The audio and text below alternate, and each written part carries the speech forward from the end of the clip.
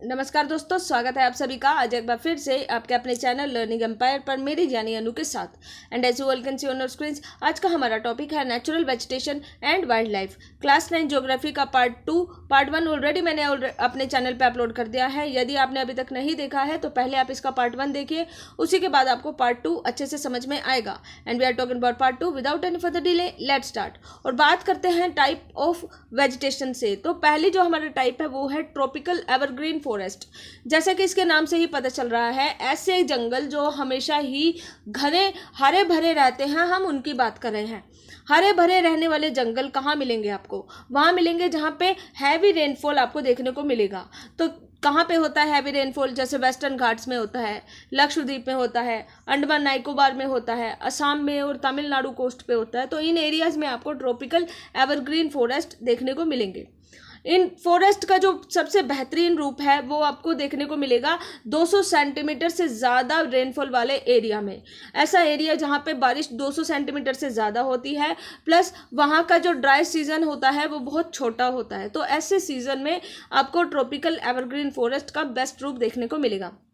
यहाँ पे जो पेड़ होते हैं, जो पेड़ उगते हैं, उनकी जो हाइट है वो 60 मीटर तक या 60 मीटर से भी ऊपर जाती है। यानी कि बहुत ज़्यादा ऊंचाई के ये पेड़ होते हैं। इनकी जो वेजिटेशन होती है वो आपको 3 लेयर में दिखाई देगी। जैसे आपको सबसे ऊपर पेड़ दिखाई देंगे, पेड़ों के ऊपर आपको क्रीपर्स दिखाई देंगे, फिर श्रब्स दिखाई देंगे। तो इस तरीके से आपको 3 लेयर्स ऑफ वेजिटेशन दिखाई देगी। तो सबसे पहले आपको श्रब्स दिखाई देंगे, फिर उसके ऊपर पेड़ों के ऊपर आपको क्रीपर्स दिखाई देंगे, और लास्ट में आपको सबसे ऊपर क्या दिखाई देगा? पेड़ दिखाई देंगे। इन पेड़ों की जो खासियत होती है वो ये होती है कि पतझड़ का मौसम यहाँ पे नहीं आता है। यानी कि कोई निश्चित समय नहीं है जब ये पेड़ जो है अपनी पत्तियों को गिरा दे। तो इसी वजह से पूरे साल ये जो फॉरेस्ट होते हैं ये हमेशा ही हरे भरे एवरग्रीन रहते हैं।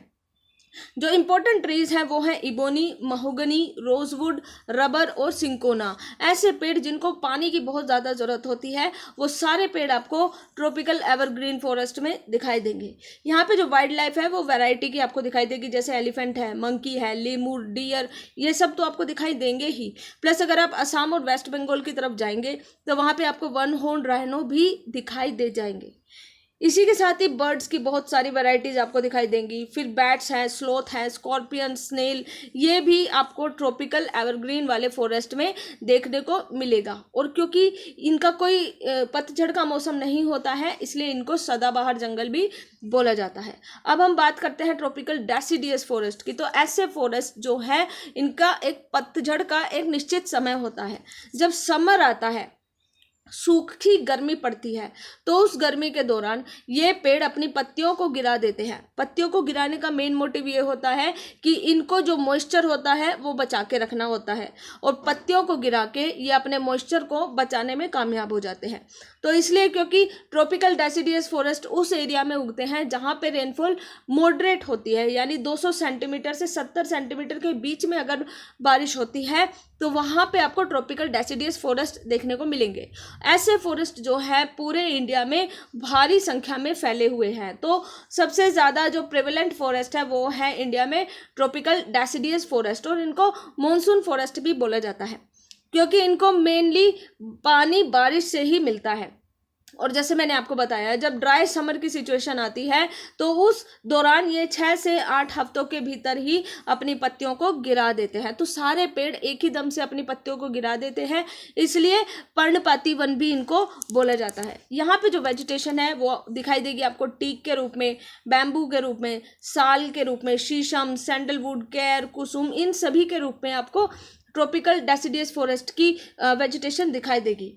अगर इसके डिवीजन की मैं बात करूं तो जितना पानी इनको प्रोवाइड किया जाता है उसी के अकॉर्डिंग इसको 2 रूप में डिवाइड किया जा सकता है। तो यहाँ पे देखिए दोस्तों, पहला जो डिवीजन है वो है ड्राई डेसिडियस फॉरेस्ट, और दूसरा जो डिवीजन है वो है मॉइस्ट डेसिडियस फॉरेस्ट।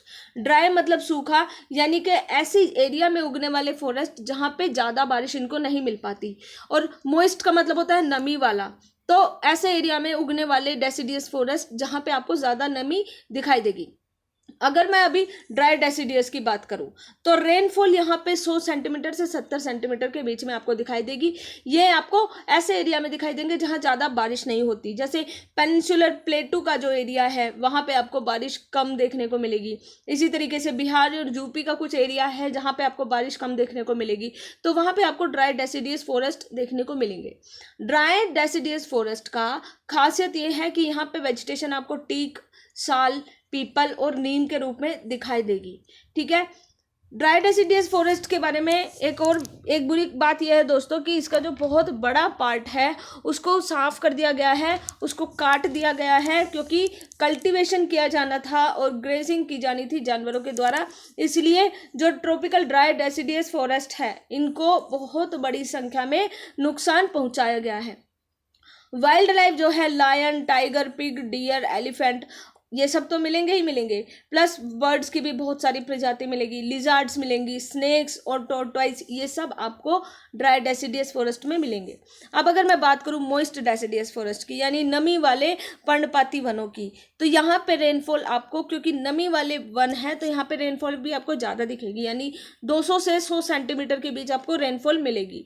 ये आपको ऐसे ही एरिया में मिलेंगे जहाँ ज़्यादा बारिश होती है, जैसे नॉर्थ ईस्ट की स्टेट्स हो गई, हिमालय की फुट हिल्स हो गई, इसी तरीके से झारखंड का एरिया हो गया, वेस्ट ओडिशा, छत्तीसगढ़, यहाँ पे आपको मॉइस्ट डेसिडियस फॉरेस्ट देखने को मिलेगा। वेजिटेशन की अगर मैं बात करूँ तो बैम्बू है, सॉल है, शीशम, सैंडलवुड, कुसुम, अर्जुन, मलबरी, ये सब आपको मॉइस्ट डेसिडियस में देखने को मिलेगा। और वाइल्ड लाइफ ड्राई डेसिडियस की और मॉइस्ट डेसिडियस की दोनों की सेम है, तो जैसे lion, tiger, pig, deer and elephant, इसी के साथ ही बर्ड्स हैं, लिजर्ड, स्नेक्स, टॉर्टॉइस, ये सब आपको ड्राई डेसिडियस और मॉइस्ट डेसिडियस दोनों में देखने को मिलेगा। ड्राई डेसिडियस आपको शुष्क पर्णपाती, जिसको हिंदी में बोलते हैं, ये आपको ऐसी जगह पे देखने को मिलेगा जहाँ पे बारिश ज़्यादा नहीं होती। तो अगर आपने मॉनसून वाला मेरा सेशन देखा होगा तो आपको पता चल गया होगा कि जो पठारी एरिया होता है वहाँ पे बारिश ज़्यादा नहीं होती है, सेंट्रल हाईलैंड्स के आसपास का जो भी एरिया होता है वहाँ पे बारिश ज़्यादा नहीं होती है, इसलिए वहाँ पे ड्राई डेसिडियस फॉरेस्ट यानी शुष्क पर्णपाती वन आपको देखने को मिलेंगे। जबकि जहाँ पे बारिश ज़्यादा होती है वो एरिया कौन सा है, वेस्टर्न घाट्स हो गया, नॉर्थ ईस्ट हो गया, हिमालय में आपको नमी मिलेगी, इन एरियाज में आपको नम पर्णपाती वन देखने को मिलेंगे। अब हम बात करते हैं थॉर्न फॉरेस्ट और स्क्रब्स की, यानी कंटीले जंगल और झाड़ियों की बात करते हैं। तो कांटेदार पेड़ आपको कहाँ मिलेंगे, कांटेदार पेड़ जैसे कैक्टस हो गया, तो ये कहाँ मिलेंगे आपको, ये मिलेंगे एरिड और सेमी एरिड एरियाज में, यानी ऐसे एरिया जो रेगिस्तानी होते हैं, वहाँ पे बारिश बहुत कम होती है, 70 सेंटीमीटर से भी कम बारिश होती है, और इसीलिए वहाँ पे जो वेजिटेशन होता है थॉर्नी ट्रीज और बशीज के रूप में आपको मिलेगा। तो अकेशियाज है, पाल्म है, यूफोरबियाज है, कैक्टी है, ये सब तरीके के वेजिटेशन आपको वहाँ पे मिलेगी, और ये जो है अकेशिया का ही पेड़ है। यहाँ पे जो पेड़ होते हैं इनकी खासियत क्या होती है, खासियत ये होती है कि पेड़ जो छितराए हुए होते हैं, स्कैटर्ड होते हैं, एक जगह पे नहीं होते। एक पेड़ अगर आपको यहाँ दिखेगा, दूसरा पेड़ आपको बहुत दूर दिखेगा, दूरी पे भी दिखेगा। तो इसलिए जो फॉरेस्ट है, ये फॉरेस्ट में जो पेड़ है वो एक दूसरे के आसपास नहीं होते, मतलब कि दूर दूर होते हैं, स्कैटर्ड होते हैं। इन पेड़ों की जो जड़ें होती हैं वो बहुत ज़्यादा लंबी होती है, ज़मीन में गहरे तक धंसी हुई होती है, क्योंकि रेगिस्तानी एरिया में आपको मॉइस्चर जो है ज़मीन के नीचे, बहुत नीचे मिलेगा, और वहाँ से मॉइस्चर लेने के लिए ये पेड़ जो है अपनी जड़ों को बहुत नीचे तक धंसा लेते हैं ताकि इनको ज़मीन की गहराई से मॉइस्चर मिल सके। इनका जो स्टेम होता है वो सक्यूलेंट होता है, जिस वजह से ये पानी को कंजर्व करते हैं, और इनकी जो वो लीव्स होते हैं यानी पत्तियां होती हैं बहुत छोटी छोटी होती है ताकि एवापोरेशन को मिनिमाइज किया जा सके। ठीक है, तो क्योंकि कंटीले जंगल और झाड़ियां हैं तो ये कहाँ मिलेंगे आपको, सूखे एरिया में। सूखा एरिया कहाँ पे मिलेगा, नॉर्थ वेस्टर्न इंडिया में, जैसे हो गया कि सेमी एरिड एरियाज जैसे गुजरात और राजस्थान का एरिया है, एमपी, छत्तीसगढ़, यूपी और हरियाणा, यहाँ पे आपको थॉर्न फॉरेस्ट और स्क्रब्स भी देखने को मिलेगी। वाइल्ड लाइफ में यहाँ पे आपको बहुत कुछ देखने को मिल सकता है, जैसे रैट्स और रैबिट्स तो नॉर्मल है, लेकिन fox, wolf, tiger, lion, wild ass, horses, ये सब भी आपको थॉर्न फॉरेस्ट और स्क्रब्स में देखने को मिलेगा। इसी के साथ कैमल्स तो बहुत नॉर्मल है, कॉमन है। ठीक है, अब हम अगर बात करें तो आता है हमारा माउंटेन फॉरेस्ट, यानी पर्वतीय जंगल, ऐसे जंगल जो पर्वतों पे पाए जाते हैं। तो दोस्तों पर्वतों पे जो ऑल्टीट्यूड होता है, जो हाइट होती है वो वेरी करती है।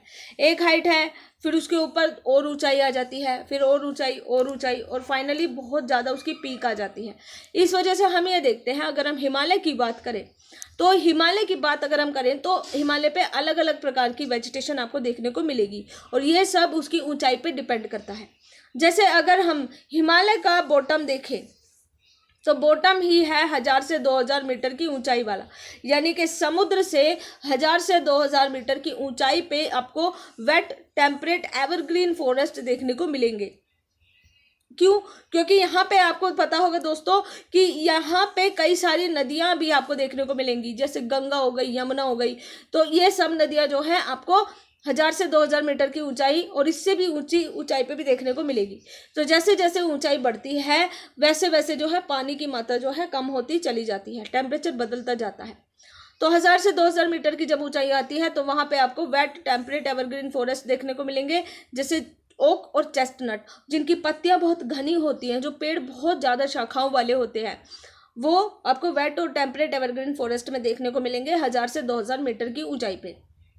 जब आप इससे और ऊंचा जाते हैं तो आप पहुंच जाते हैं 1500 से 3000 मीटर के ऑल्टीट्यूड पे, जहां पे आपको टेम्परेट फॉरेस्ट देखने को मिलेंगे। कैसे पता चलेगा टेम्परेट फॉरेस्ट आ गए हैं? तो अगर आपको कोनिकल ट्रीज देखने को मिलेंगे, यानी कोनदार शंकुदार पेड़ अगर आपको देखने को मिलेंगे तो यानी कि टेम्परेट फॉरेस्ट आ गया है। और ये जो एग्जाम्पल है ये पाइन ट्री का एग्जाम्पल है। जब आप 3000 मीटर से ऊंचा जाते हैं तो वहाँ पे आपको 3000 से 3600 मीटर की ऊंचाई दिखती है।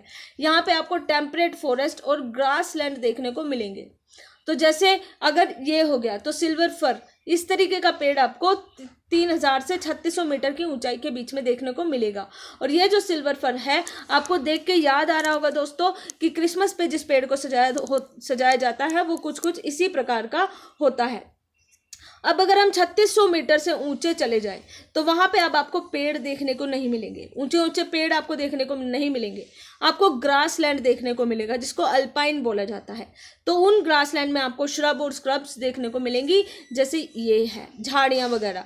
ठीक है, अब अगर 3600 मीटर से भी ऊपर अगर आप जाते हैं तो वहाँ पे अल्टीमेटली आपको मोजेस और लाइकेंस देखने को मिलेगा, जिसको हम हिंदी में काई बोलते हैं। तो काई के रूप में आपको वेजिटेशन देखने को मिलेगी। और फिर आप इससे भी ऊंचाई पे चले जाते हैं तो वहाँ पे आपको क्या देखने को मिलेगा?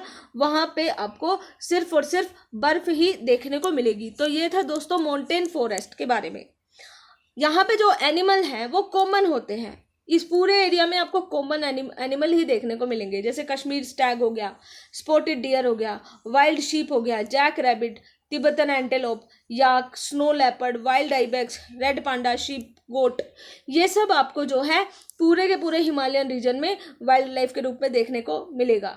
अब हम अगर माउंटेन फॉरेस्ट की ओर बात करें तो जो मैंने अभी पिछली स्लाइड में आपको बताया है वो सब मैंने यहाँ पे लिख दिया है। आप यहाँ से भी इसको नोट्स के रूप में नोट डाउन कर सकते हैं, हिंदी और इंग्लिश दोनों में। अब अगर माउंटेन फॉरेस्ट के बारे में ही मैंने सब कुछ यहाँ पे लिख दिया है।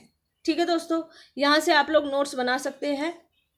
आगे अगर जाते हैं तो हमारा मिलता है मैंग्रोव फॉरेस्ट। ये नई प्रकार की वनस्पति है जो इंडिया में पाई जाती है।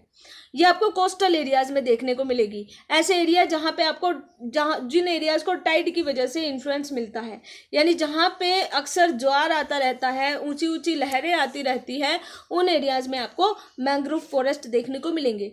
ये फॉरेस्ट मेनली आपको डेल्टा में मिलेंगे, जैसे गंगा का डेल्टा हो गया, महानदी का डेल्टा हो गया, कृष्णा, कावेरी, गोदावरी, इन सब के डेल्टा में आपको मैंग्रोव फॉरेस्ट देखने को मिलेंगे।